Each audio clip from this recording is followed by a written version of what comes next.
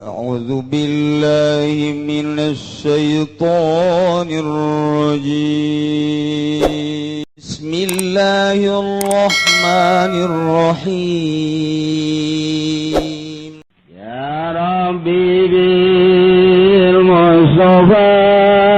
بلغ مقاصدنا واغفر لنا ما مضى يا واسع الكرم. Ngadanya azan teh eta digerokeun ku Gusti Allah kan hakikatna mah eta. Beres azan aya babaturan. Din, saya kira di mah aya. Ieu milu jeung aing. Enaon emang? Iya motor kan tadi teh geus ditawar 10 juta. Belah ditulis nawar 12 juta. Jadi lamun jadi mah geus 1 juta.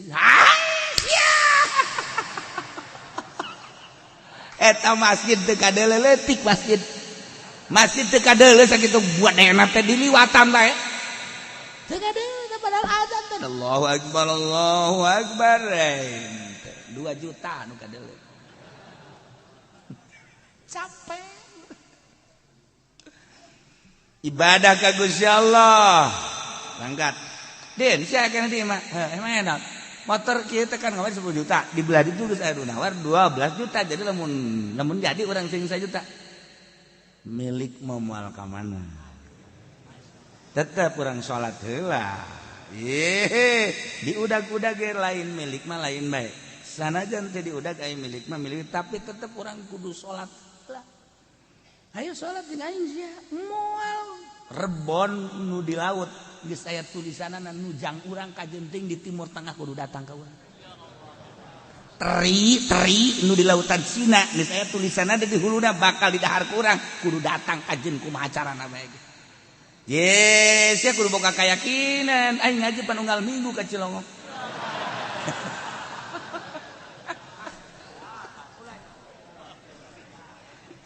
Babaturanna teh kieu Din. Saya dek salat bae geus aing mah deuk heula bae ieu mah lamun teh mah jadi 12 juta atuh sia mah atung jatuh milu ngeutu mah los tas blang aing mah sapira duit 1 juta tapi aing ieu ninggalkeun berjamaah sabaraha ganjaranna leg-leg ku sia 2 juta loh ngomong doang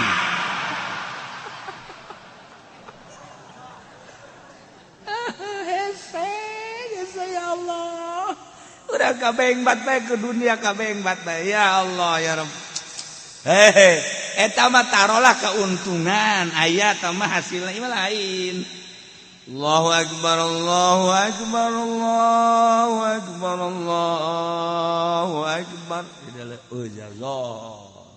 siap-siap jangan dekat masjid jol bae baturna Waalaikumsalam gimana ente nah yang kapanggih be jeung sia celebe di kopi aju aing teu mau rokok kebeneran atuh pangmelikeun heula dibelikeun aing plak eta pan uplek tah ngarokok ngopi ngarokok deres rokona tinyana mah pun ti urang keneh aju terus bae salat geus ka mana bae eta kan rugi jasa. Coba lamun hebat mah kieu ente mah kopi ieu ieu ka kieu gampang orang ngopi gampang ngarokok tapi orang salat teh lah berjamaah ya tuh salat mah panjang keneh waktu teu bisa aing mah ieu lamun teu berjamaah ngageter hirup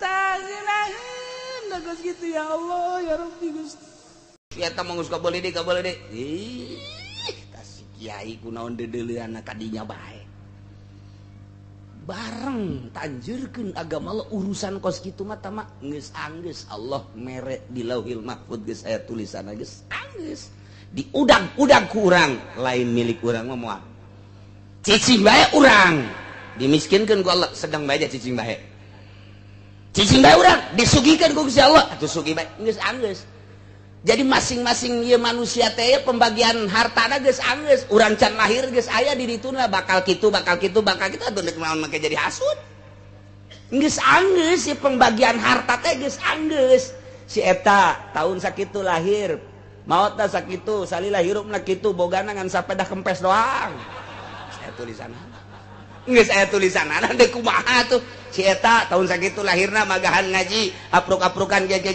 bogana ngan datang ka sekupi doang geus aya tulisanana geus anggeus bakal boga sawahna sakitu jadi teh pembagian harta teh baheula di alam arwah geus rapi atuh kuari kunaon bake hasud geus rapi geus jadi moal anu kurang moal anu leuwih atuh kumaha deui nya geus dibagi ku Gusti Allah bagian jelema mukmin anu bakal dibere surga ku Gusti Allah teh aya 8 rupa nomor kahijina eta ibuna mu'minun anu tararoba tina kasalahan-kasalahan mumpung urang masih keneh dibere kesempatan ku Gusti Allah ulah sok adigung-adiguna urang pake tobat ka Gusti Allah nu paling hebat jam 3 peuting paling hebat setengah 3 hudang mandi wudu salat Allahu Akbar 2 rakaat langsung diuk merenung kesalahan-kesalahan geus pokona mah bisa dirasakeun lamun urang jam 3 merenung kesalahan-kesalahan sapoe 2 poe 3 poe 4 dicoba tobat ka Gusti Allah dengan renungan-renungan peuting leuleus kana hate urang teh leuleus teu aya we panas-panas teu aya tenang ata ibu nomor kaduana al-abidun anu aribadah kabeh masyaallah ibadat ibaratun anil itsan bi fa'lin musyirin bi ta'zimillahi ta'ala ala aqsal wujuhi fi ta'zim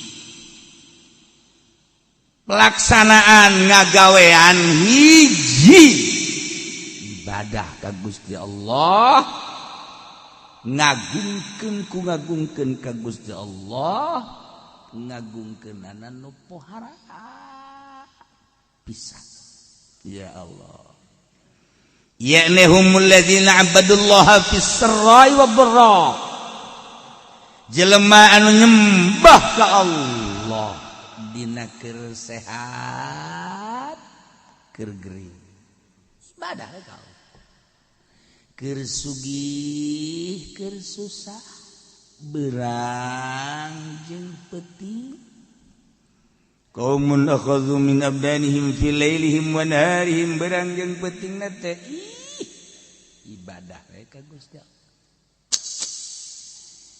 dina hate teh boga pikiran kieu aing teh eueuh tadina kuari aya nu ngaayakeunna Allah maha kawasa Allah pangeran aing geus aya aing dihirupan ku Gusti Allah ya Allah ya Rabb alhamdulillah abdi teh dihirupan ku Gusti dulur abdi tetangga abdi nu sebaya jeung abdi geus baralik abdi masih keneh dihirupan tur dibere sehat batur maya nu bengek darah tinggi dan lain-lain sebagainya tapi abdi mah dibere sehat Gusti iya abdi teh sehat abdi hirup abdi segala rupa dek pake ngabakti ka Gusti naon ku Gusti dititah salat lah insyaallah leutik perasaan salat puasa jahat sapira puasa kecil lamun puasa tahajud jahat sapira tahajud tuh kan sedekah Gusti abdi mah jadi kanikmatan sedekah ngeunaheun perasaan sedekah teh haji kobok itu mah nyantu niat tim piatu asal aya indungna be nikmat fakir miskin tah ibadah ka Gusti Allah nyaan eueuh nu di dalam naon perintah Allah salat siap. Urang kan ibadatnya kuari mah berat, asa beban. Taat perintah, syariat. Kerengeuna orang diuk. Ngadeng suara azan Allahu akbar di dalam kurang jam. Asa naik ngawuduk cikeme. Salat ih cepet amat. Ngapain ngadengin aja. Ngapa ngadengin azan teh. Eta digerokeun ku Gusti Allah kan hakikatna mah eta. Beres azan aya babaturan. Din, saya kira di mah aya. Ieu milu jeung aing. Enak mah. Iya, motor kan tadi teh geus ditawar 10 juta. Belah ditulis nawar 12 juta. Jadi lamun jadi mah geus 1 juta.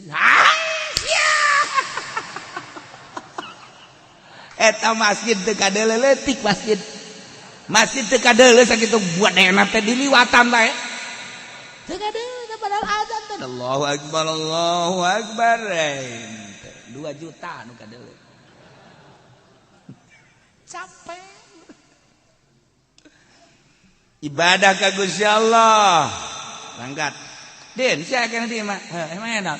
Motor kieu teh kan ngawar 10 juta, dibelah itu geus aya nawar 12 juta. Jadi lamun jadi urang sing 1 juta. Milik moal ka mana? Tetep urang salat heula. Diudag-udag ge lain milik mah lain bae. Sanajan teh diudag aya milik mah milik tapi tetep urang kudu salat heula. Ayo salat jeung aing sia. Moal rebon nu di laut geus aya tulisanana nujang urang ka jenting di timur tengah kudu datang ka urang. Teri nu di lautan Cina geus aya tulisanana di huluna bakal di dahar ku urang kudu datang ka jeung kumaha carana bae. Yes, ya kudu boga kayakinan aing ngaji panunggal minggu ka Cilongok.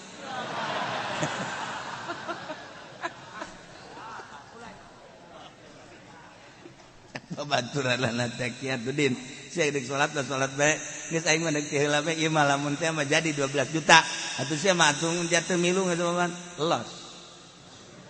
Tas blang aing mah sapira duit 1 juta. Tapi aing ieu ninggalkeun berjamaah sabaraha ganjaranna. Leg-leg ku sia 2 juta loh. Ngomong doang.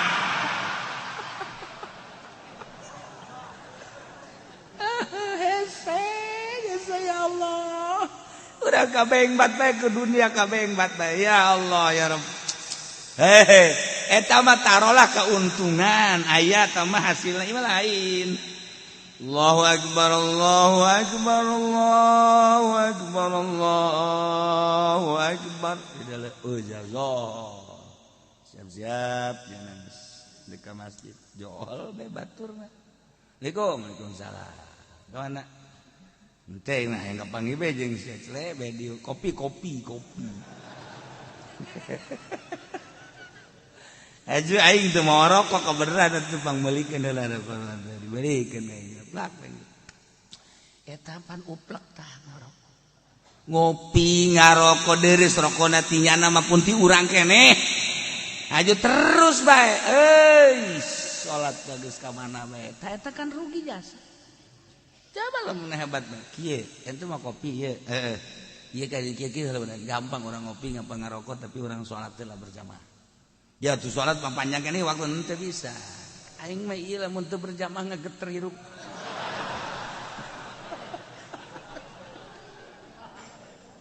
taginaheun geus gitu ya Allah ya Rabbi Gusti al-abiduna nomor kedua nu ibadah ka Gusti Allah berangjang peting sarai wa dharra keur boga keur teu boga tetep ibadah ka Gusti Allah sehat jeung gering tetep ibadah ka Gusti Allah berangjang peting tetep ibadah ka Gusti Allah tentu ku Allah engke bakal dicoba. Oh sia teh ku aing dicoba keur loba mah ka aing ibadahna para cik ku aing dikurangan ku ari dagangna merosot ekspor impor geus eueuh ku ari bahan bakuna geus eueuh properti ting jarungkal ku ari toko kitu keneh Indomart ge geus tinggal bangunanna doang sabar subur ge buarali karyawanna oh cingluh ge ku ari geus hampir-hampir goyang. Ayo sia di keluar-luarkeun karyawan mulai cak karyawan teh aing geus ngaji tetap aing geus ibadah. Oh, waduh mantep. Kamari aing loba duit ibadah coba ku Gusti Allah. Tak jadi bere kokocoran duit. Nah, tetep Allahu Akbar. Malah jadi imam gua ini. Sekuali jadi imam, atau aing kegiatan. Aing kegiatan aing pabrik henteu, dagang henteu, aing gas aing mah. Beh, ganjaran aing gede jadi imam. Si akur tapi itu akur mah moal aing ge. Si akur hayu bacaan aing ku sia dengekeun mun bener atuh aing silakeun jadi imam mun teu bener aing makmum ka sia. Bersih teh buraknya. Kan aya jelema hayang jadi imam bae. Mun sliding ku batur jadi imam. Ieu mimbar geus dikontrak ku aing. Satungtung aing aya awas ya teu meunang sangalengkah ka di awas ya. Ambo. Aduh, aki-aki goblok tuh. Al-abidun. Gering urang setik tetep bae paksakeun. Allah. Biasa bae. Saha nu nyaho gering eta anu terus maot aju urang salat bae kan mantep.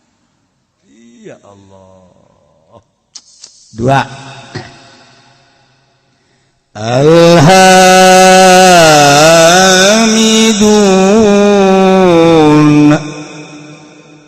anu mararuji kabeh ka Allah ala kulli hal setiap situasi jeung kondisi kumaha bae selalu muji ka Gusti Allah. Jelema anu muji ka Gusti Allah dek teu muji kumaha atuh. Dek teu muji kumaha sabenerna mah ka Gusti Allah. Urang teh eueuh ka aya nang Allah ya Allah ya Rabb alhamdulillah diayakeun. Geus aya di hirupan Gusti alhamdulillah. Abdi teh diurus ku Gusti. Sanggeus diurus urang sehat alhamdulillah dibere sehat. Geus sehat teh pan karasa ku ari dahareun nu amis karasa amis, nu asin karasa asin, pahit karasa pahit, peuheur karasa peuheur. Eta kan ngaranna sehat bokos kitu teh. Gusti alhamdulillah. Alhamdulillah. Peuting karasa peuting, beurang karasa beurang, pan kadang-kadang jelema teh sehat bah beurang teu karasa beurang, peuting teu karasa peuting. Teh sehat ngaranna. Ieu mah sehat alhamdulillah. Muji ka Allah. Ya Allah ya Rabb. Ketika orang diberi gering sales mah masih muji alhamdulillah. Alah sapira sales mah batur mah lumpuh. Urang diberi laleles tapi bisa kere lempang. Alhamdulillah Gusti kekarek diberi leles batur mah geus teu bisa lempang. Diberi orang geus teu bisa lempang. Alhamdulillah Gusti batur mah teu bisa diuk, abdi mah diuk bisa keneh.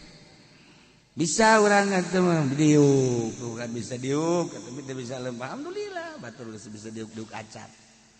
Wari mah bisa ngedeng doang, tapi robah mah bisa batur bae teu bisa robah-robah acan abdi mah ya alhamdulillah ngedeng mah bisa, robah bisa. Ngomong mah ngeunah. Kadak dibere pararanas beungeut bae ge. Batuk saeutik, maju bae. Teruskeun salat. Neng bilang, aing mah geus moal salat, bongan ku Allah dibere gering. Gusti Allah tolol teh budak. Ku aing nyoba ka sia. Muji terus ka Gusti Allah. Alhamdulillah. Li'anna Allah akhbara an ahli al-jannah bi annahum yahmiduna Allah ta'ala.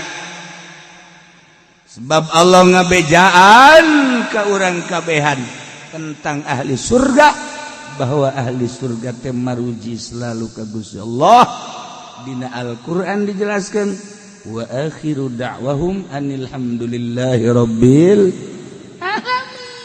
selalu maca alhamdulillahirabbil alamin wa akhiru da'wahum tungtung undanganana ucapanana ahli surga alhamdulillahirabbil alamin takkan jeung nabi kana nabi idza atahul amru yasru qala alhamdulillahilladzi bi ni'matihi tatimmus shalihat idza atahul amru bi kurhi qala alhamdulillahi ala kulli hal lamun kangjeng kadatangan perkara nu ngabungahkeun macana alhamdulillah bi ni'matihi tatimmus shalihat tapi lamun nilai hiji perkara kadatangan hiji perkara pika embungan macana alhamdulillahi ala kulli hal ya Allah ya Rabb Masya Allah tuh ya awwalu man yud'a ilal jannah yaumal qiyamah alladzina yahmiduna Allah ala kulli hal bis-sarra'i wad-dharra pangheulana jelema anu disambut anu digerokeun anu diprioritaskeun ilal jannah ka surga yaumal qiyamah jaga di poe kiamat alladzina yahmiduna Allah ala kulli hal jelema-jelema anu maruji ka Allah tina setiap tingkah fisarra wad-dharra kabeh ge atunan Allah tinggal muji bae geus ka Gusti Allah mun hayang pangheulana digerokeun ka surga geus bae urang selalu bersyukur muji ka Gusti Allah dengan bahasa alhamdulillahirabbil sok biasakeun ti kuari hiji at-taibun dua al-abidun tilu al-hamidun as-saihun nomor kaopatna as-saihun teh ditafsiran ku Imam Jalal teh as-saimun nu pararwasa kabeh ya Allah padahal asal nama saihun teh anu nyuksruk berangkat ninggalkeun lembur dalam rangka ibadah bahasa kerenna mah berkelana tapi berkelanana lain yangan ani ieu mah berkelana si seuri heran aing mah ieu mah berkelana ibadah ya karim ya Allah as-saihu jelema-jelema nu ninggalkeun lembur ibadah ka Gusti Allah keberanian si Imam Jalal nafsiran as-saihun ku as-saimun lantaran jelema anu puasa teh kapan ninggalkeun kangenahan dahar kangenahan minum kangenahan jima ku ninggalkeun dahareun minum menjima maka sarua jeung jelema anu beberangkatan ti imahna ketika jelema berangkat ti imahna menuju satu daerah eta teh kapan ninggalkeun kesenangan-kesenangan sapoe dua poe mah kadang bekal aya keneh 3 poe 4 poe bakal aya keneh tapi kabelah ditu mah adalah geus bekal ketika geus bekal nyana tawakkaltu alallah na eta saihun nu puasa ge kan kitu sanajan teu ngomong ka Gusti Allah sarua jeung kieu Gusti abdi teh ieu teh dibere sehat ku Gusti tapi abdi ayeuna erek ninggalkeun heula dahar ninggalkeun heula nginum ninggalkeun heula pamajikan jiba moal lantaran abdi teh ieu teh rek berangkat ka Gusti ieu mah hayang menang ridho Gusti padahal madahar halal, minum halal, jima halal, tapi abdi hayang ngadeketkeun diri melalui pepegatan ala kadar datang ka magrib, ai geus magrib mah abdi ge eta mah qada. Daharna ge eta mah nu biasa sapiring jadi 3 piring. Ai sia naonan goblok cek Allah. Ai ini pepegatan ulah rosa teh gatuh magribna. Hampura bae Gusti mah. Tah eta kan pepegatan sakarana saihun. Oh, jadi atuh majaz. Majaz lah cek ahli bayan mah. Teh saihun. Wow, gede ganjaranana. Senin, Kemis atau Rajab, ya saihun sepuguh Ramadan. Sorga. Ya Allah, sakitu ge dibejaan. Komo mun teu beja. Engke sia mah nyedekeun ka aing di akhirat. Nyedekeun begitu ku malaikat ditimbang balu puasa Rajaban. Bongana ki uci teu ngabejaan, mana tak ki ucina tolol. Aing ke di akhirat di demo ku sia. Aing kitu mah geus ngabejaan. Aing datang aya naon. Jojoakan aya naon. Hah? Teu dibejaan, teu dibejaan naon. Puasa Rajab. Ulang ngirung atuh sia ngomongna. Sia ulang ngirung ngomongna itu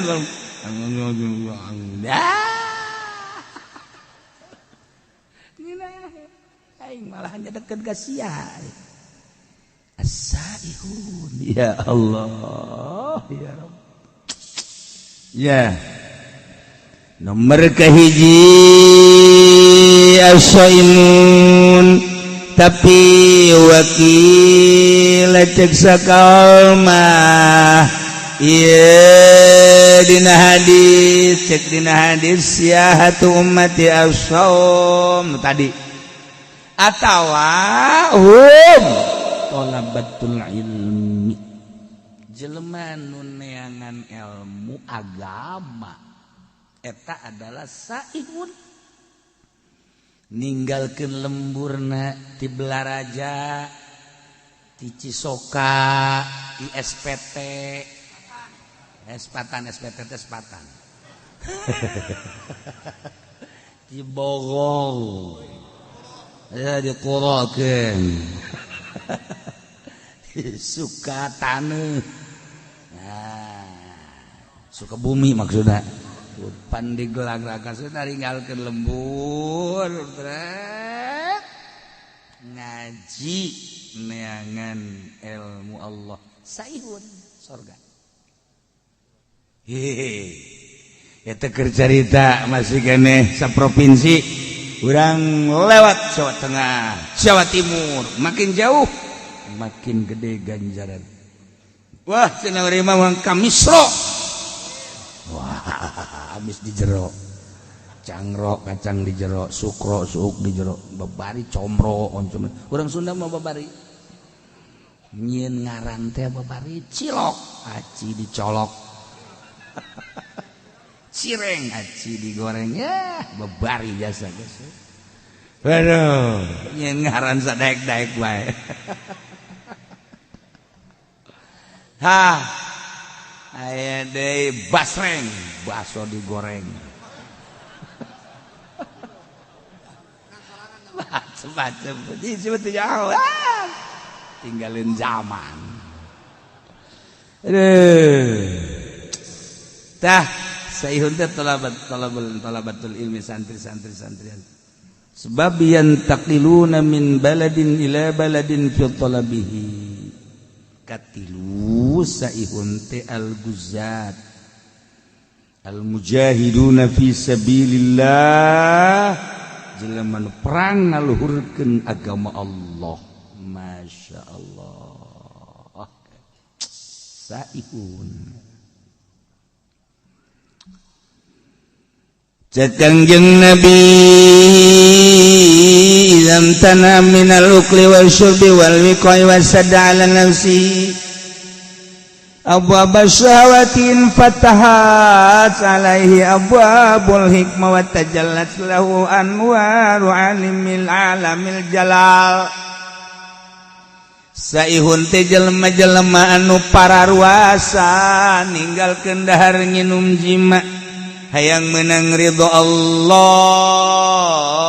berarti jadi pepegatan jeung kalazatan dunia di mana-mana jelema nahan dahar nahan nginum nahar jima jeung nahan jima jeung pemajikanana nutup lawang syahwat cakang jeung Nabi eta teh bakal infatahat salai abwabul hikmah bakal kabuka lawang-lawang hikmah wa tajallat lahu anwaru alamil jalal bakal ebre cahaya alam jalal mentak cakang jeung Nabi leuletikana kieu baheula man akhlasa lillah arba'ina sobahan zaharat yanabi'ul hikmah min qalbihi ala lisan saha jelema anu ngamurnikeun ngaikhlaskeun ngabersihkeun tina dahar nginum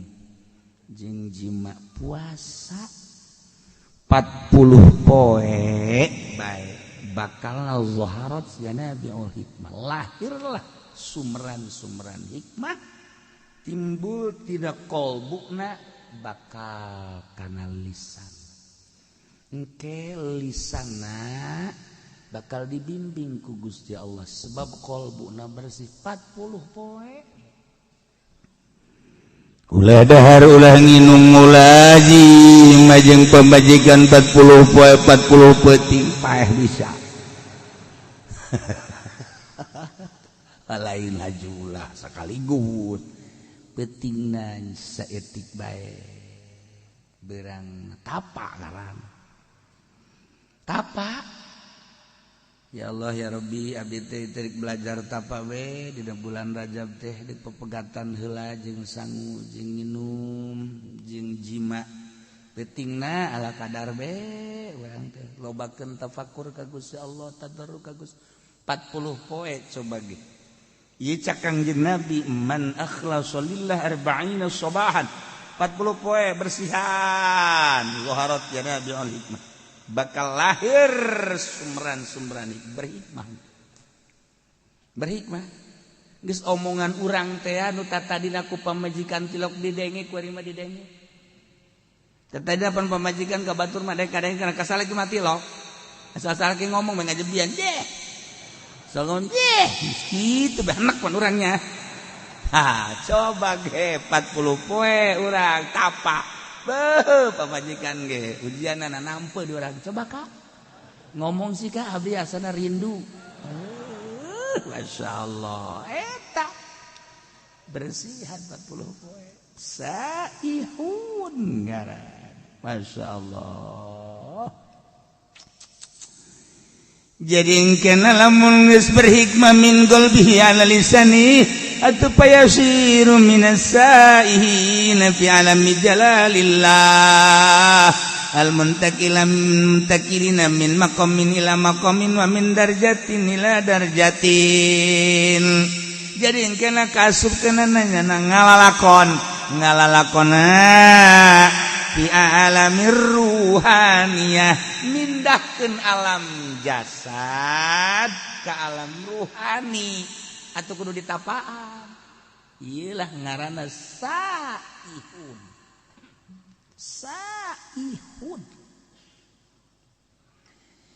di Bani Israel baheula teh aya hiji perguruan di mana-mana asup kadinya guru ruhani kita puasa tapa ngaranna riyadhah 40 poe 40 peuting lanjut ku ari ge masih bala di Israel di Bani Israel asal geus tapa 40 peuting deuleu jeung degena berubah ambeuna berubah kuari geus jadi aya di alam ruhan hebat eta perguruan ruhani mun kuari thariqah nu asli nah aya hiji jelema asup ka dinya eta teh bagi teh tukang zina lacut mabok aing asup ka perguruan ieu lah riyadhah nya 40 peuting biasa bae cara itu sesuai jeung aturan guruna baturna lah lulus nyana henteu batur lulus nyana henteu dedeuleun batur geus beda dedengean geus beda perasaan geus beda nyana mah tetep bae ngabagen laporan ka guruna cenah Kangjeng Nabi man akhlasa lillah arba'ina subahan yuharat yanal biul hikmah min qalbi ala lisan kula geus kurang kumaha cek cenah ieu geus ninggalkeun lembur ninggalkeun dahar ninggalkeun nginum ninggalkeun jima tapi kok batur lalu lulus kula henteu mana ucapan Kangjeng bau nungtutnya na cek guruna tenang dipandian ku guruna pandian doa bareng di guru bareng sia doakeun ku guruna di mana ieu sih kasalahanana menta ka Gusti Allah ya Rabb ieu budak teh hayang bener tapi ieu geus diri Allahan 40 teu penting masih keneh di mana kasalahanana dibere ilham ternyata orangnya anak jadah anak zina bahkan indungna masih zina keneh jadi gangguanna ti indung gangguanna ti indung langsung didatangan ku guruna Nyai wah order ya siapa tuh nyokan bakar sorban meureun anggap order bae kecuali si eta elos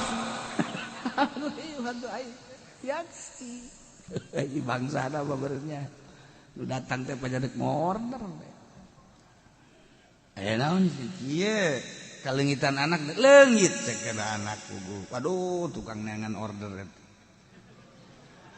lain masalah gitu bi anak aya di pesantren kula di pesantren sanunita teh budak pondok aing mah teu sudi teu ridho paingan tuh kan jadi ieu budak teu nepi-nepi teh eueuh ridho ti indung ieu cek manehanana ieu anu jadi cikal bakal ngalanjutkeun perjuangan naon lah pokoknya perjuangan maksudnya perjuangan naon bisnis non migas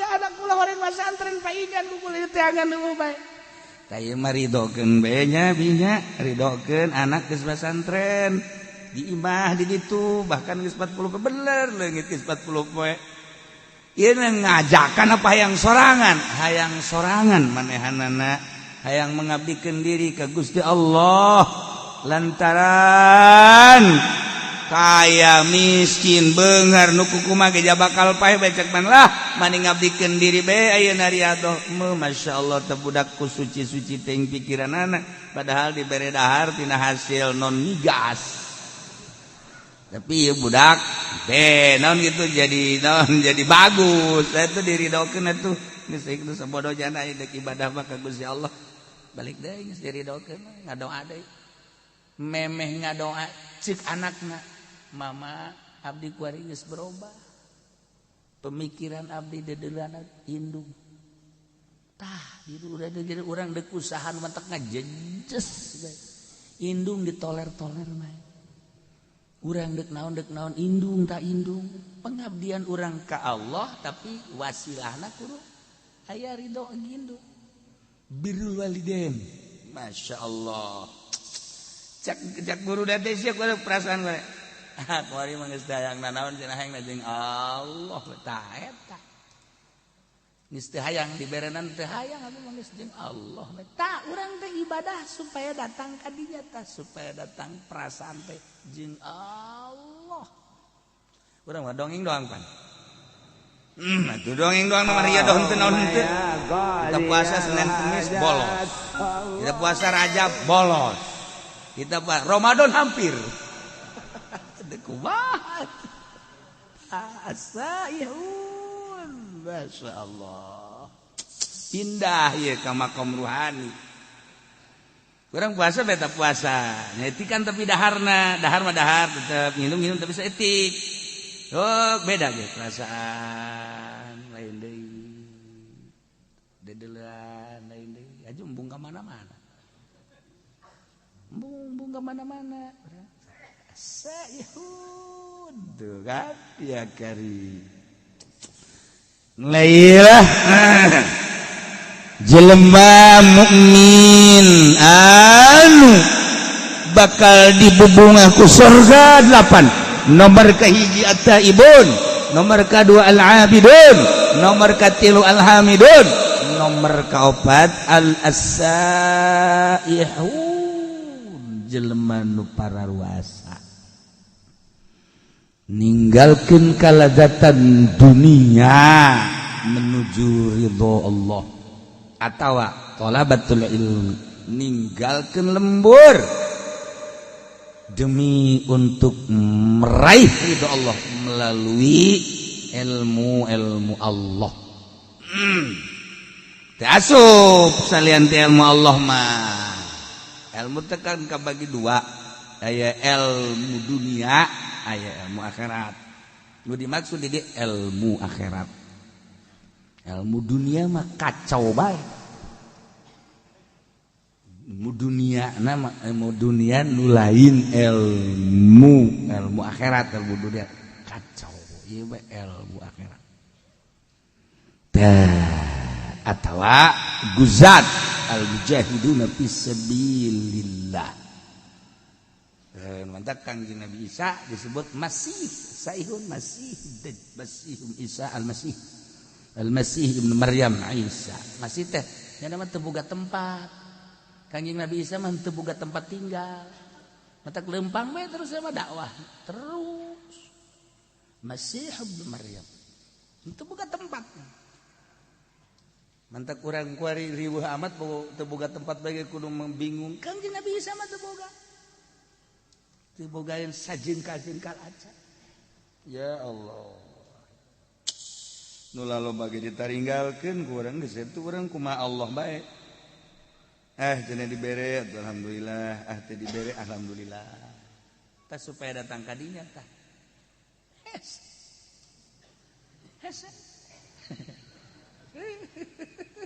Karena bala lender tuh. Budak jasana aing mah teu pernah ngawakafkeun eta ka masjid. Kok pajar wakaf bae.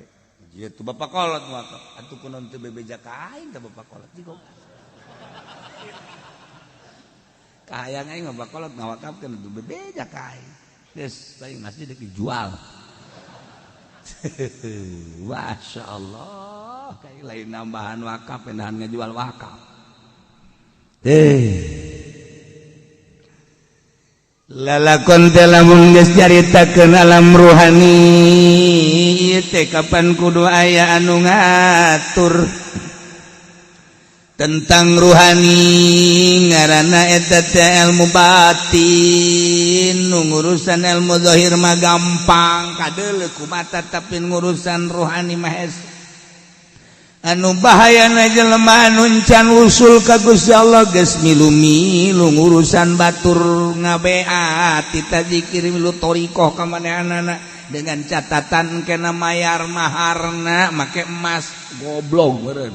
Ruhani sih make mahar hikmat tambah kos kitu bae. Eta loba murid engke teh abeh loba murid aya loba murid bapan alhamdulillah balum mere salah. Atawa aing mah yang loba murid teh lain masalah aya dibere abeh agung aing kulobaan mangke salah. Lumantak mun encan usul ilallah ulah osok ngabeat batur sorangan deh. Sorangan geus datang ka mana perasaanana aju aya tanda jelema nu geus usul teh aya tanda minimal 3 tanda minimal geus teu bisa dibohongan. Geus ketika aya jelema nu ngasup-ngasupkeun thariqah saha guruna anu kan aya tanda. Aduh karunya amat eta takabur tu budak ngasup-ngasupkeun thariqah. Jangan ibadah kagak urusan ai syariat thariqah malai kudu geus usul ya tuh usul ununya tama iwal ti Allah pan aya tanda tangkal ge dipelakeun sirungan kadeuleu kurang sirungan aju kembangan kadeuleu aju buahan atuh sarua teh ge ku ahlina mah kanyahoan tah ieu kan kuari loba thariqah kajajaden main beat bae make emas sekali beat 10 gram atau sapi hiji itu mah ilmu jurig teh bagus gitu mah atau nanti ceri bakalah asal balisa zikir bae ulah atas nama thariqah setungtung make atas nama thariqah make aturan ikan dek mindahkeun alam tina alam jasad ke alam ruhani kan di alam ruhani urang urusan roh tinggalin ke bakal jasad zikirna ge kan urang teh kuari mah zikir ruhani mislain zikir jasad Islam zikir ruhani engke urang bakal ngelengan sebab dibawa kana roh geus kudu ngabimbing ieu teh bas sudah asa yahu jelema anu ngalang-lang buana berangkat ninggalkeun jasad ndek menuju ruh as-saihud batak di manaan as-saihud pasti atuh sorga ieu mah jelema sorga neangan kuari urang teh anu bebeneran deuk ka Allahna anu lalampahanana teh lillahi ta'ala di lembur urang teangan kiai namun salat nulillahi ta'ala alamun ngazakat lillahi ta'ala kiai eta lamun ngaji embungeun dibayar nya nama tilok make turga target lamun make turga target eta mah lain kiai nu kitu mah ngaranna ronggeng mun aya kiai make target tuh kos kitu ngaranna ronggeng kiai hijikeun jeung sinden Karawang saihun mah lain kitu lillahi ta'ala oh sasalaman ipis teu kudu usahana mah lillahi ta'ala ditarima ge paling 10.000 barang mung kandal mah teu kudu ente ulah ente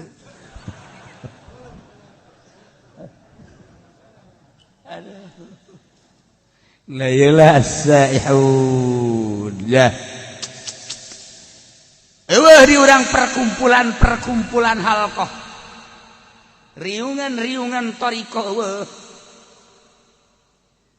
kuduna makan aya babacaanna khusus tujuanna khusus nu ngabimbingna khusus cara ashabus supah geus ulah hayang nanaon geus abeh ulah kabita neuleuh motor teu kabita neuleuh mobil teu kabita neuleuh jabatan makomo hiji we Allah lah cenah kiai ulah kos kitu cenah ngomongna kumaha cenah mun jelema kos kararitu engke ieu saha nu ngurus nagara ulah waka ngomong kitu sia teangan aya nu daekeunna goblok ye ulah sok aju ulah ngomong kitu cenah kiai beusi jelema kararitu kabeh ulah waka ngomong kos kitu aya nu endegna je digantung sia ku aing teh sok areng ngomong kitu atuh cenah lain syariat Kangjeng Nabi cenah kos kitu mah kumaha lamun jelema kararitu kabeh ayo saha nu endegna ayo ninggalkeun warung ninggalkeun toko ninggalkeun tani ninggalkeun bisnis ninggalkeun pamajikan ibadah bae ka Gusti Allah haju cek jana ngomong atuh mun kos kitu kabeh teh ulah waka ngomong kos kitu kabeh sia we endeg moal tembak sia poe parangsana naon beureuh hese ugu pan Kangjeng Nabi mameme diangkat jadi rasul teh hubiba dibeke ka resep kola nyepi heula Kangjeng Nabi teh dibere embung babarengan jeung makhluk jeung jelema teh dibere embung ngadenge suara-suara jelema teh dibere teu betang hiji jeung jelema teh hubiba ilayal khalaq resep nyepi datang ke Kangjeng Nabi teh naik ka Guha Hira sorangan memeh diangkat jadi rasul teh mawa bekal Kangjeng Nabi teh Zam-zam ala kadar roti ala kadar korma ala kadar pertama Kangjeng Nabi teh di ditu teh kan saminggu ke naik deui ka ditu teh jadi 12 poe naik deui 15 poe dibere resep nyorangan di Guha Hira teh eta gunung teh can pernah katincak ku jelema Kangjeng nu ngamimitianana masyaallah ibadah bae ka Gusti Allah teu hayang ngadenge jelema suara-suara studi ka Gusti Allah lempeng ka Baitullah ibadah tahanus ngaranna dibere resep kos kitu nu mah tak wajar lamun malaikat Jibril datang sebab keur nyorangan urang mah kuari can pernah riadoh di pondok naga di pondok modern boga jaringan organisasi barang datang ka imah dek urusan agama ti mana horeng tai podol sero teu pernah tapa iya di pondok pesantren Salafiyah bae kuari geus unu tapa komo di SMP lain soreng sanawiyah maksudnya lain ulah tapi lain di urusan agama sama adjenis tarasi ulah dipotong atuh kiai sekaligus ngomongna ke admini jeung tarasi kan jadi beda aing bae aing ngomong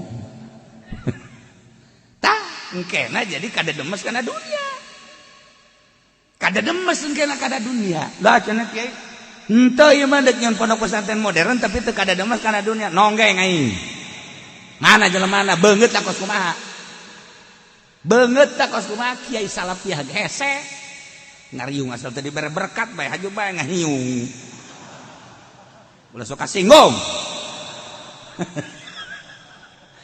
ieu mah dek nyaritakeun ge lain nyinggung hese maksudna hese mantak neangan kiai nu asup ka Golkar lillahi ta'ala mana coba kiai na mana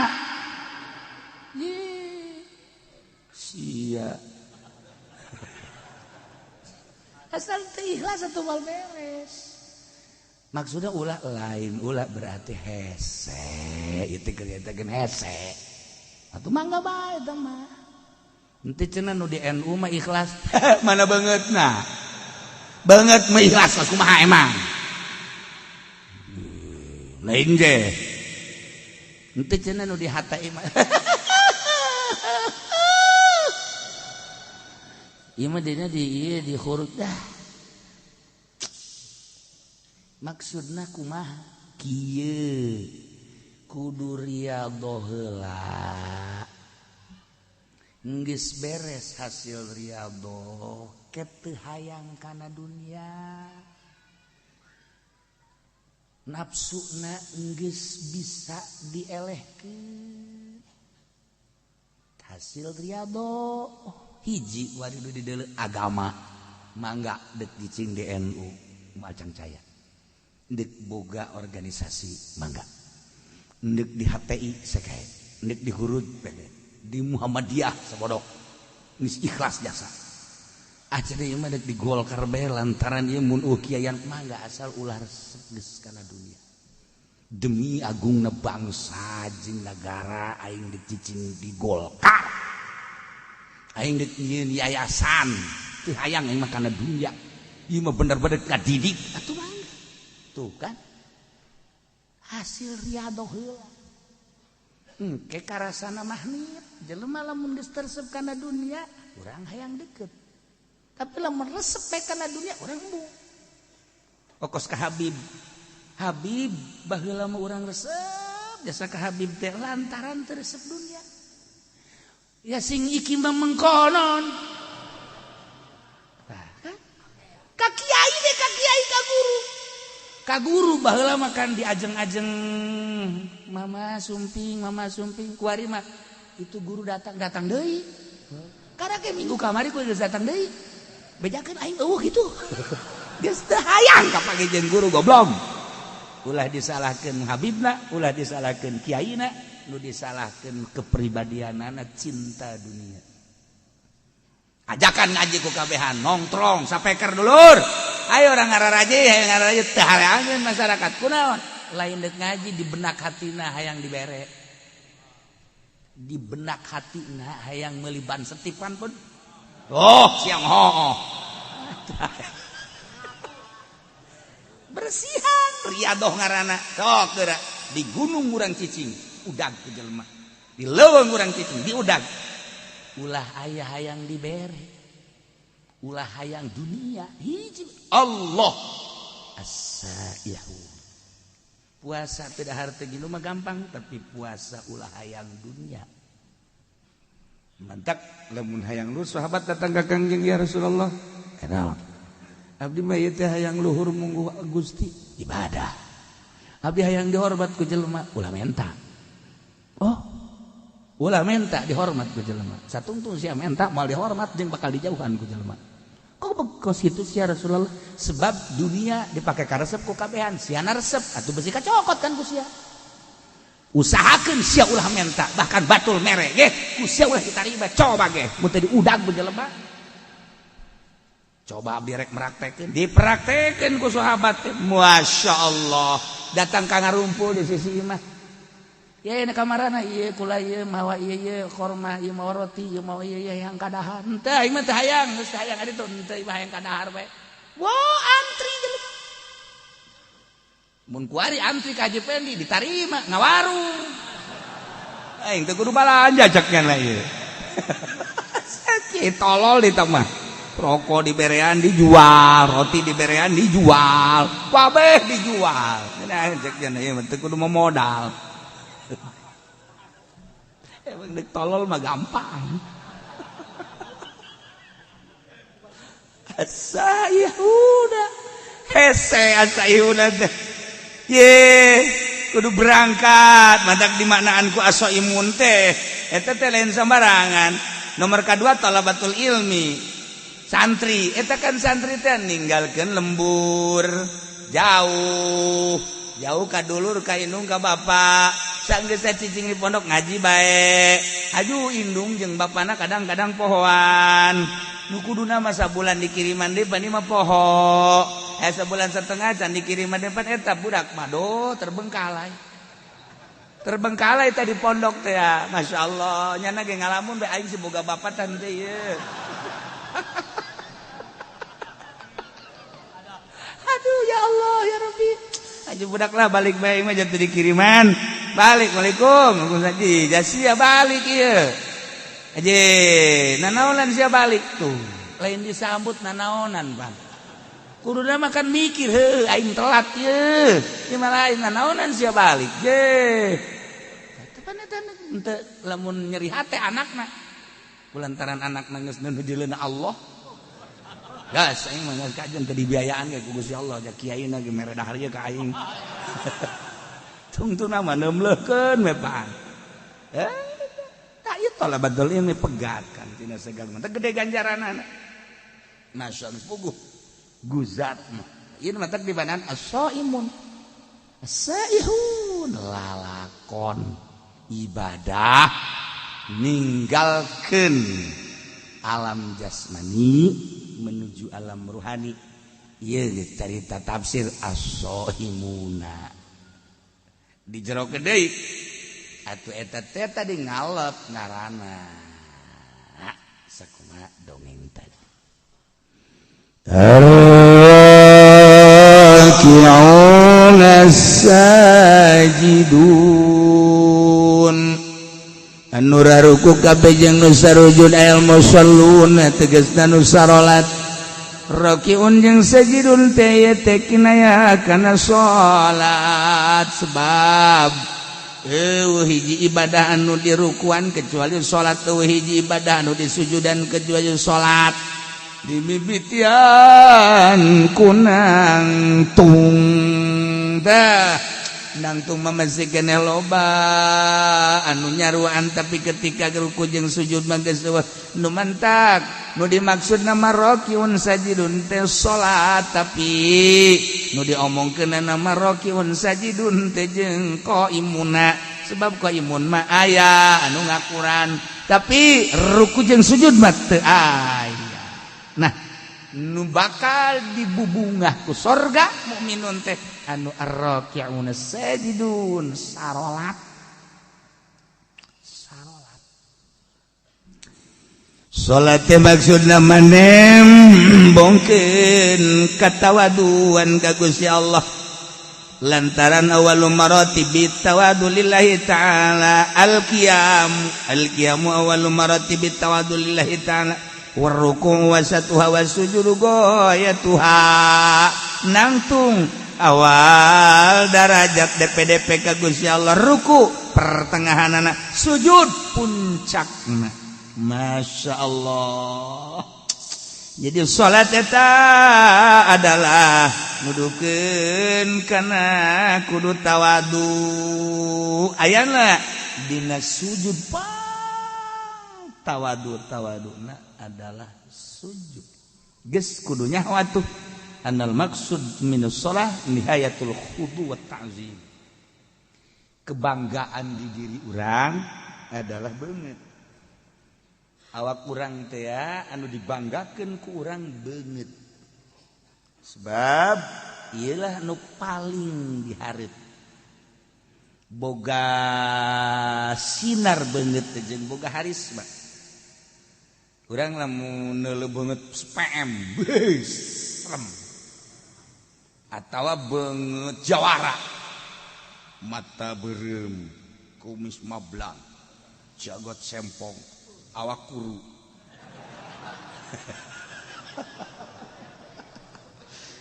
ceking teh eta kan urang sieun namun kuru jasa lamun lintuh jasa eta sieun.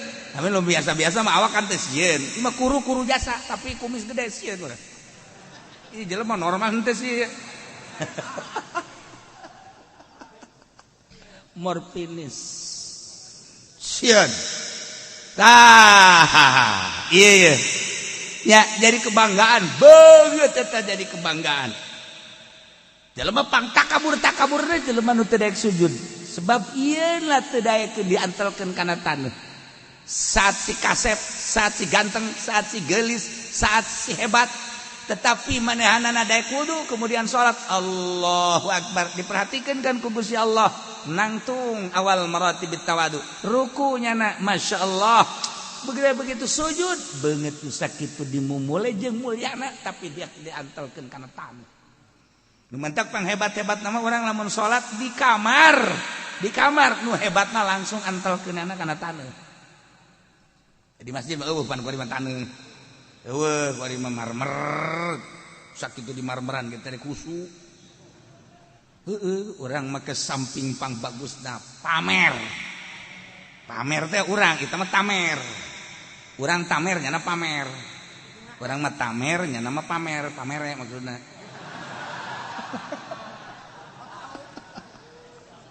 samping nupang bagusna baju nupang bagusna sajadah nupang bagusna ya di jero masjid nupang bagusna kopiah nupang bagusna geus kabeh pang bagusna salat apa ngajamin husu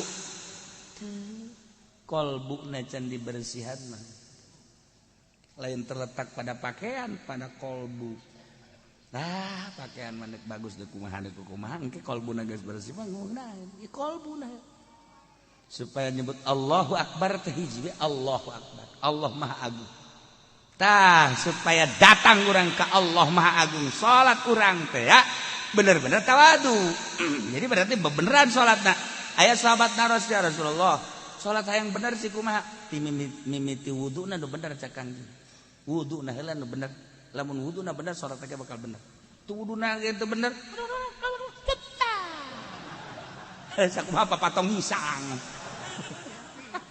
wudu teh salat teh wal bener wuduna heula nu rapi hadirkeun beres salat iraheun bakal ieu kahuswanana engke ku Allah dibere aqrabu ma yakunul abdu ayakuna sajidan. Pang deket-deket da kaayaan hamba keur sujud ka Allah. Ketika orang keur sujud deketnya sarta ka Gusti sebab orang dek nempelkeun beungeut kana taneuh. Mun deuk menta orang keur sujud ka Allah. Keur sujud Kangjeng Nabi kakuping doan la usyi sanaan alaika anta kama asnaita ala nafsi keur sujud Kangjeng Nabi. A'udzu keur sujud Kangjeng Nabi a'udzu biridaka min sukhtika wa bi mu'afatika ridha min mu'afatika la usyi sanaan alaika anta kama asnaita ala nafsi. Kangjeng Nabi keur sujud kan maca eta. Ya Allah ya Rabb. Urang ieu mantak naon sujud. Urang keur sujud majikan kan ngadengekeun wah kaji kunaon ceuri.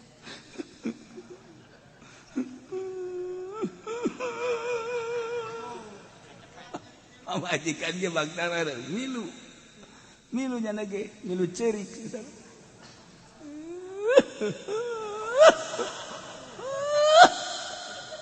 ajeuna urang hayang ceuri bae sia naon milu ceurik di kakak itu ceurik bari sujud hayang naon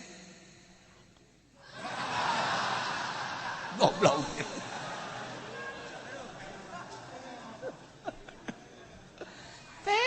sujud urang daun kabutuh urang. Masyaallah ar-raki'un as-sajidun salat. Beungeut tuh sakieu mulyana dimumulai ku urang tapi daek dipake sujud geus sorga. Iyalah ar-raki'un as-sajidun. Masyaallah. Al-amirun bil ma'ruf wan nahun 'anil munkar. Urang nu nyaritakeun salat nya ieu keur carita bae heulanan Sayyidina Abu Bakar Siddiq radhiyallahu salatna 2 rakaat nya nama penting. Sholli sunat tahajud rakaatin Allahu akbar 2 rakaat doang ngan saquran.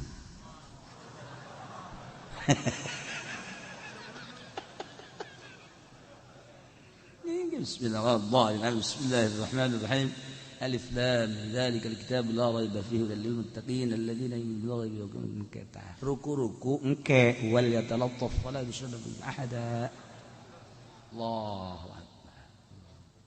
Rakaat kedua wal yatalattaf datang ke kul a'udzu birabbinas. Sayyidina Abu Bakar Siddiq radhiyallahu anhu. Sayyidina Umar salatna sarua 2 rakaat saquran. Sayyidina Utsman mah sarakaat saquran. Jadi 2 rakaat teh 2 Quran. Ulah loba omong anu sejennya. Ieu mah urang asa urang nyaho bae mah heulanannya. Ulah loba omong eungap kadengena.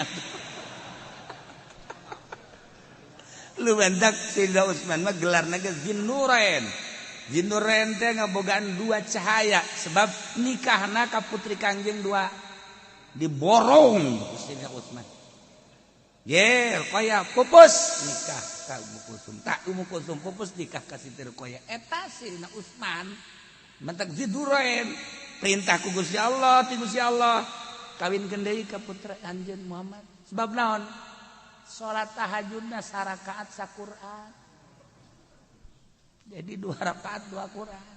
Percis kos urang mah kitu.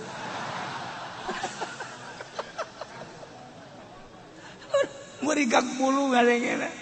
Ya Allah ya Rabb binurin. Masyaallah karim.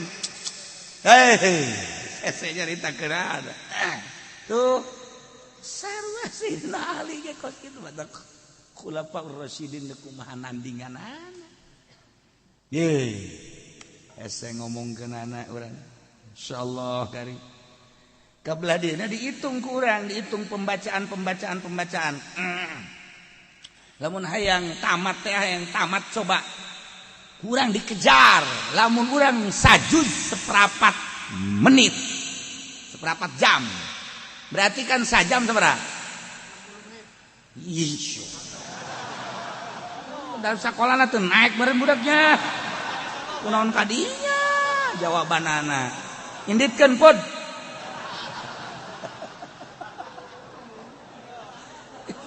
jadi berarti sajam seberapa 4 juz sajam 4 juz jadi lamun 60 juz teh ya lamun 60 juz sabaraha jaman eta keur dikejar ku urang teh saparapat jam nah lamun hayang rineh kan setengah jam kurang sajuz teh setengah jam sok geura baca kurang setengah jam kula masuk ngitung cek aing maca Quran coba ya lamun dulu lamun saparapat jam wah bisa ngabuncal-buncal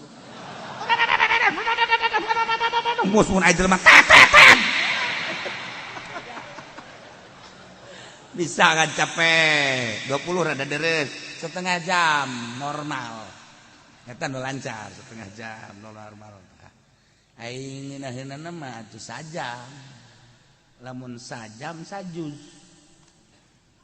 atuh berarti lamun hayang 60 juz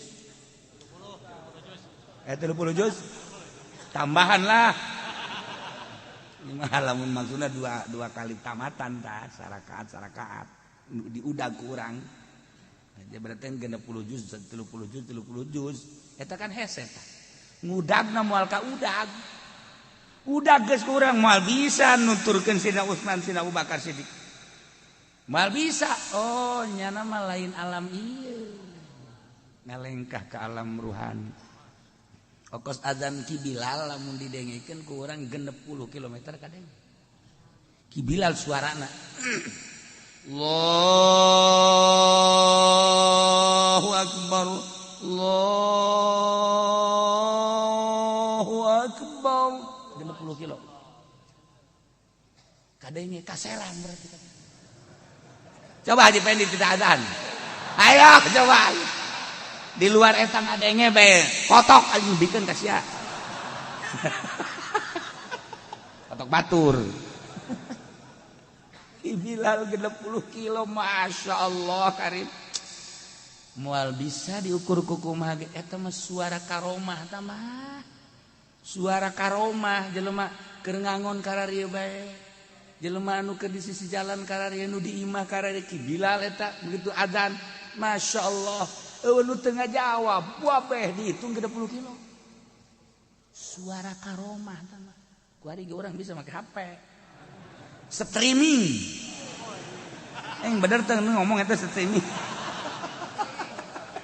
sama baju awewe streaming aduh Gusti Allah ieu keur carita karomah mal ka udah kurang sama tuh Gusti alam nana asaihun arrakiun sajidun aduh masyaallah pokoknya urang nyaritakeun sahabat-sahabat tentang maca Quran urang geus tinggal tabena bae mangga hese urang hayang istiqomah bae hese maca Quran al-amiruna bil ma'ruf wan nahuna 'anil munkar anu bakal dibere pangbubungan surga teh mukminun anu selalu merentahkeun kahadean ma'ruf nomor hiji adalah iman merentahkeun iman wa nahuna 'anil munkar anu ngalarang tina munkar hulu munkar adalah kafir berarti merentah iman ngalarang kafir eta kapan pang gede nah kagawean lamun urang nita iman ngalarang kafir ka jelema nu kafir timbul bakal naribut nanti jawab perangan al-amiruna bil ma'ruf wan nahuna 'anil munkar perang ka jeung kumaha hiji-hiji atuh hiji-hiji heula al-amiruna bil ma'ruf merentahkeun kahadean dimimitian ku marentah iman beladi tula marentah ulama maksiat marentah kana keadaan ibadah wa nahuna 'anil munkar yang berat mah nyegah tina munkar entek lamun teu disederhanakeun ribut diunggal negara kajian kumaha sebab ieu perintah amr ma'ruf nahi munkar. Kuari dibalik kuari mah amr munkar nahi ma'ruf. Dari boh. Merintah munkar, nalarang ma'ruf. Kuari. Kuari dilobah kuari ya Allah ya Rabb. Geus urang aya mah sabisa urang bae amiruna bil ma'ruf sabisa urang naon nu urang bisa diparentakeun jeung naon nu urang bisa dilarang. Cara urang bae melalui pengajian, melalui rajaban, maulidan jeung sajabana urang terapkeun al-amiruna bil ma'ruf wan nahuna 'anil munkar. Sabisa-bisa urang sebab teu bisa kuari melalui birokrasi di negara geus leupas negara tina amar ma'ruf nahi munkar. Lepas nyana mah geus teu urusan amar ma'ruf nahi munkar geus leupas. Masyaallah karim leupas. Urusan nyana mah APBD, APBN, proyek. Urusan agama eueuh. Sebentak ditegoran ku Gusti Allah, banjir, angin, gempa. Tegor ku Gusti Allah, ulah kamalina anteuing sia teh hari rub teh marukan kumaha. Kos pangeran bae sia. Aingin langit, aingin bumi, aingin sia, aingin Quran, Gusti ditoler-toler. Aing aya, sia ngeunanyeun aing, podaran sia ku aing. Dialingan ku Allah. Baji. Elingan deh ku Allah, ayo gempa, elingan deh angin. Orang zikir teh keur waktu aya gempa bae. Subhanallah, subhanallah, subhanallah. Eureun bae gempa seserian deui. Banjir. Subhanallah, subhanallah, masyaallah, la ilaha illallah, la ilaha illallah, la ilaha illallah, la ilaha illallah. Eureun bae banjir, eureun deui. Sak Allah teh banjirkeun deui kitu ku aing ieu. Titah ayu ibadah ka Gusti Allah. Jadi pamarentahna eueuh bae deui nu nitah. Eueuh nu nitah, kembalilah kepada Allah. DPR teh endahan pasini be, jeung pasini. Hayu nitahan coba tuh. Ditahan babalik ka Gusti Allah lobakeun istighfar. Jadi urang ngeunaheun gitu tang ngadengena. We nu ngahayu-hayu kejadian alam. Asal banjir kejadian alam. Gempa kejadian alam, angin kejadian alam. Kabeh kejadian alam. Eueuh we kanu bogana ka ditu. Masyaallah. Ya al-amiruna bil ma'ruf wan nahuna 'anil munkar. Wal hafizuna li hududillah.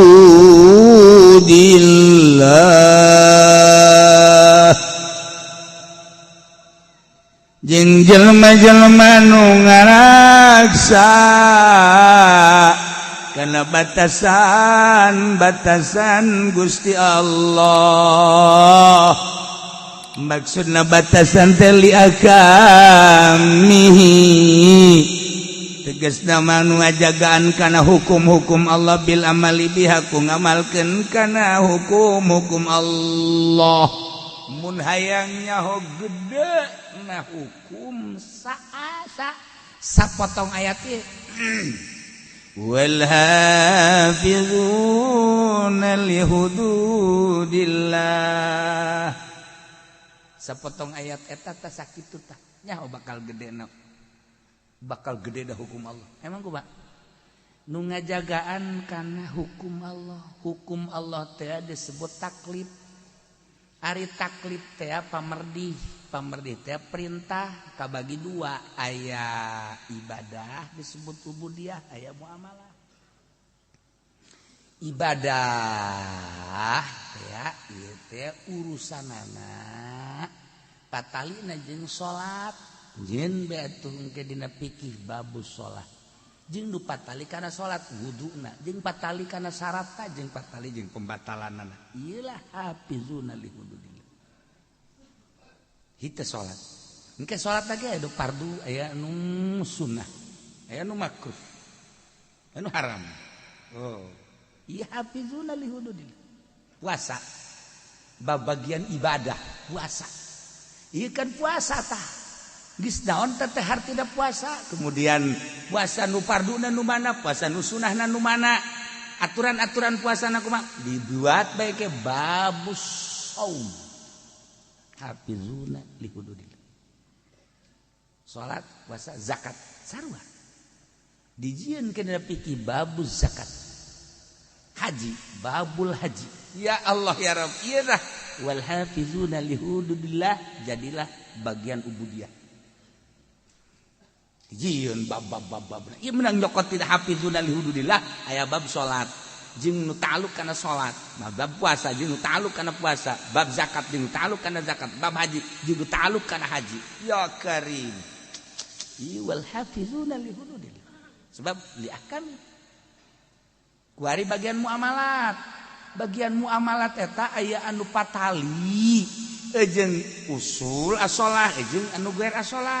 Nu asolah ieu adalah bagian kana hawasul khamis, panca indra. Panca indra teh kabagina 5 atuh panca teh 5. Indra jadi indra nu 5. Mana hiji-hijina? Mazuqat rasa. Malmusat ieu tah. Masmuat ieu teh ceuli, masmumat ieu teh irung, mubsorot ieu lah mata. Dijieun dina pikih engke nu patali jeung mazuqat. Patali jeung mazuqat teh rasa, berarti ieu urusanana kadaharan jeung inuman. Eta lah mazuqat, ayalah ke dipikih babut ta'am. Berikut jeung surbi-surbina. Lah geus lamun carita ta'am engke kabagi ka dituna aya nu nabat aya nu hayawan. Geus lamun nu nabat sarana pertanian kumaha eta pikih ka dituna. Lamun anu hayawan kabelah dituna engke aya anu hayawan urusan mencitna, urusan nu dijadikeun udhiyahna, urusan anu dijadikeun buronanana jeung sajabana dijieun engke babna tina mazuqat jokotna. Masyaallah isa potong ayat wal hafizuna li hududillah. Malah geus setengah magrib. Ayo sia mazuqat. Tadina pikir teh lamun urang ngarti mah ya ngarti oh iya babu ta'am, oh mazuqat berarti muamalah. Oh, huluna. Namun urang nyaritakeun ieu teh babu saum. Oh ieu teh bab ubudiyah ngaranna. Tina wal hafizuna li hududillah berarti patali jeung puasa ubudiyah. Bedana muamalah jeung ubudiyah naon? Ari muamalah mah limaslahatin mar'iyatin lidin. Lain kitu limaslahatin dunyawiyah. Ari ubudiyah mah lain ka maslahatan bangsa dunia. Lain ka maslahatan bangsa do bal libasahila mar'iyah din. Balik teh ka maslahatan agama ubudiyah. Jadi nyaritakeun ubudiyah mah nyaritakeun kemaslahatan agama, ujung-ujungna akhirat. Langsung ka bajang patalina jeung urang mahdoh disebutna. Urang nyaritakeun salat, urusanana pribadi urang jeung Allah. Urang nyaritakeun puasa, pribadi urang jeung Allah. Urang nyaritakeun zakat, pribadi urang jeung Allah. Urang nyaritakeun haji, pribadi urang jeung Allah. Tah, eta ubudiyah ngaranna urusanana pribadi, urusanana jeung akhirat. Tuh urusan dunia. Geus teu urusan duniana engke patalina teh mah jeung hukum di mana-mana ka urusanana mun ngacaukeun karak aya sanksi. Muamalah mah urusanana urusan dunia. Ya, nu tadi tah mazuqat tina cicip rasa. Berarti kan urusanana dahareun inumeun. Kuari malmusat teh nu diragap. Nu diragap teh baju, taragapeun malmusa. Geus mana nu haram dipake jeung mana nu meunang dipake ieu baju, pakaian. Asupna malmusa wal hafizuna li hududillah. Aya aturanna. Anu dipake ku urang teh aya nu haram, aya nu halal. Kitu keneh barang-barang malmusat, sendok, piring, pinggan, jeung sajabana barang-barang dapur, mana nu halal jeung mana nu haram istimalna. Malmusat karana termasuk awewe papa mana nu haram ditoel jeung mana nu wajib ditoel. Sia asal kos kitu be hudang kan aya nu haram kurang diusapna mal musat tah dengeun aya nu meunang urang dicekel ka anak atuh ka dulur mah haram aya anu wajib kurang dicekelna lamun anak ku urang ngagusur bae ka ieu geus teu kuat jasanya urang geus teu make calana ieu kula ieu tah eta eta mal musat ngaranna tah eta berarti kan babna bab wiko bab jima geus lamun bab jima marana mal musat kadituna eta kan berenana kudu aya bab nikah geus lamun aya bab nikah nu ta'alluq kana nikah babna engkena mahar bab imah bab kitu napakah tuh dijieun dan pikir tina mal musat kabelah dituna engke anu muzilah lin nikah anu ngaleungitkeun kana nikah tolak berarti engke ka dituna tolak teh kabagi-bagi tolak bain kubro dan sebagainya engke ka dituna aya anu ngaleungitkeun dengan cara sumpah ilah dengan sumpah zihar dan lain sebagainya eta pikir di huluna mah wal hafizuna li hududillah patalina jeung mal musat jieun babna sabaraha puluh kitab wal hafizuna mal anggeus datang ka magrib malah ayo sia karake madukot nomor kedua mal musat nomor katiluna masmumat nu kaambe naon nu kaambe ku urang anu halal anu haram anu makruh urang teh lamun nyium pamajikan diciumkan di ambean sunah menang ganjaran tapi lamun dihandapeun bujal ka handap udah coba-coba ambean ku sia buka di ambean eleh ke bodongkol mah. Tah ieu Mas kumaha teh aturan-aturanana. Dibere dijieun babna dina fikih ya karim. Doh mazukot, mal musat, kemudian ayeuna mah masmumat. Kuari masmuat nu kadenge ku ceuli. Mana nu meunang didenge cek fikih, mana nu haram didenge, mana nu makruh didenge. Itu kene mun sorot mana anu meunang di deuleu mana anu haram di deuleu mana anu makruh di deuleu geus diatur dina fikih ieu sakadar wal hafizuna li hududillah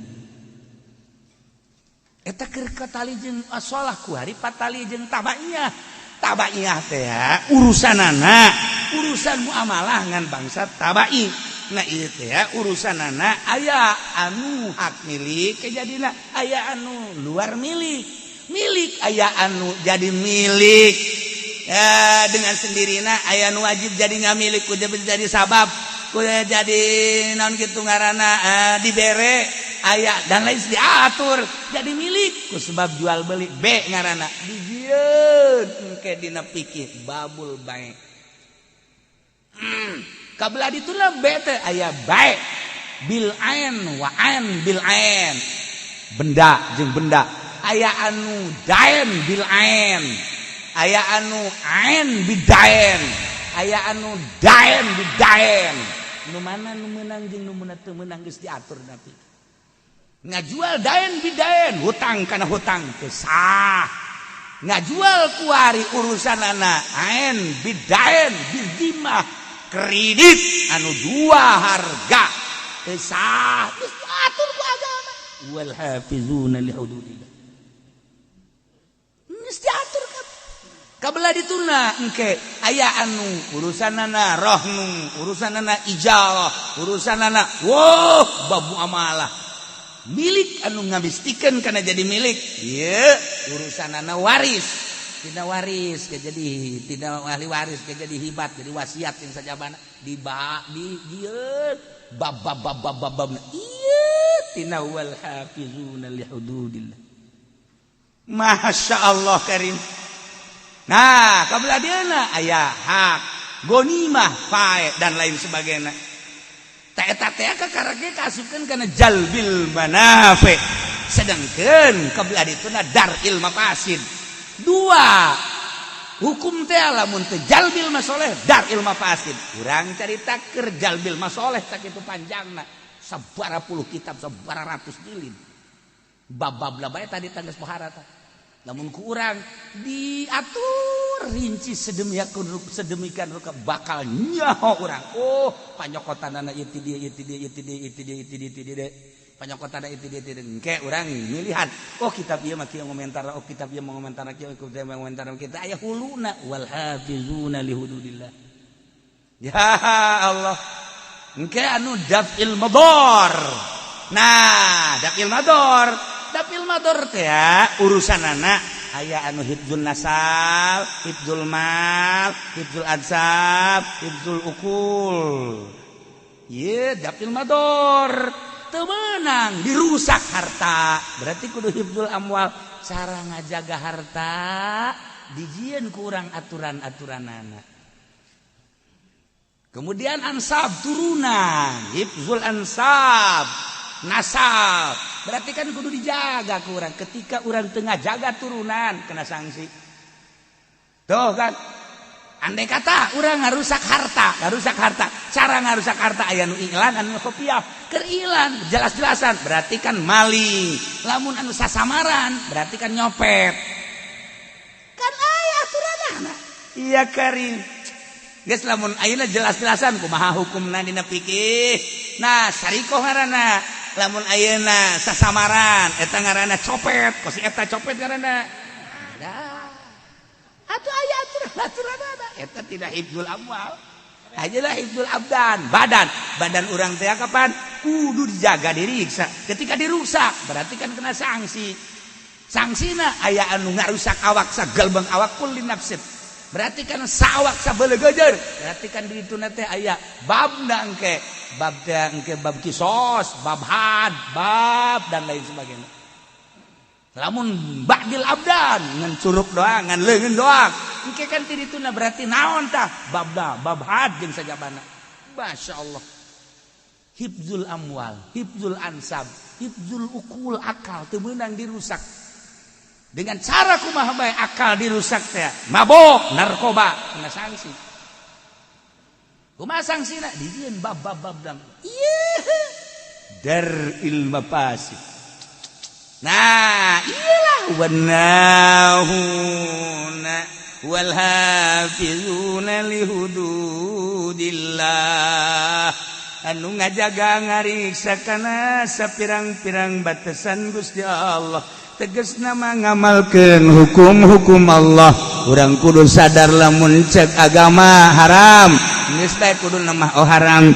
Lamun cek agama halal kudu nama halal. Saya kesanakeun ku urang. Oh ieu mah makruh hayu tina ubudiyah tina muamalah.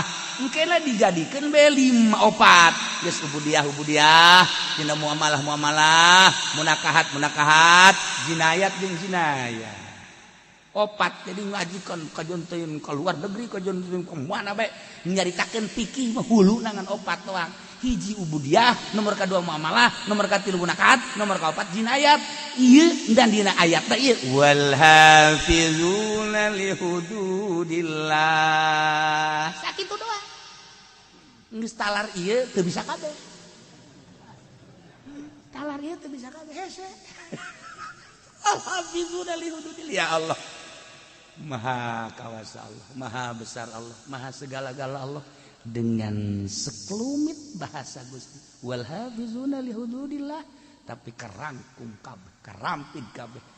Pikih-pikih sab pikih kabeh sadunya aya kabeh di jero ayat wal hafizuna li hududillah.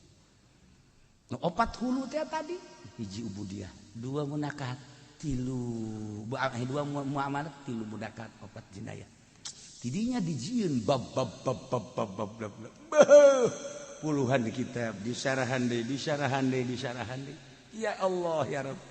Nu jelas mukminun anu wal hafizuna li hududillah ngajaga ngariksa ngamalkeun kana hukum-hukum Allah. Nyangakeun sadaya-daya kumaha cak Allah bae. Abdi bang geus percaya bae cak Allah haram-haram, cak Allah wajib-wajib, cak Allah sunah-sunah. Geus moal aya ruka-reka eta mah hawa nafsu teh mah nu kitu ngaranna. Cek Allah sholat wajib abdi bandek ngalaksan. Cek Allah zakat wajib abdi bandek. Cek Allah puasa teh Ramadan wajib bangga. Haji kitu keneh hari lain dilarang mah ku pamarentah basa aya corona. Tuh, yang bandek bae kita tuh nya. Henteu ka abdi mah. Iya urusan-urusan dulu dilarang soal jual beli berarti mau muamalah hambalah ya muamalah itu kene munakat mana itu kene jinayat abdi mandek nurut be ka Gusti Allah jah hirup malila di alam dunia. Nah wal hafizuna li hududillah ngamalkeun kana hukum-hukum Allah ieu anu bakal menang pangbubung. Wa basyiril mu'minin bungakeun ku anjeun Muhammad para mukminin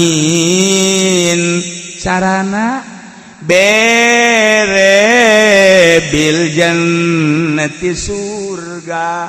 Ya Allah mukminin lanu boga karakter ataibuna al-abidun al-hamidun as-sa'ihun ar-raki'un as-sajidun al-amirun bil ma'ruf wan nahuna 'anil munkari wal hafizuna li hududillah. Etalah anu bakal dibere pangbubunga surga. Wa basyiril mu'minin mudah-mudahan orang kabehan dibere bisa muka mata hati orang sehingga orang bisa ngamalkeun ayat ataibuna sampai dia jeung urang nemah ka Gusti Allah Subhanahu wa taala hingga urang dibere ku Gusti Allah pangbubungah urang kabehan bakal dibere surga kabeh.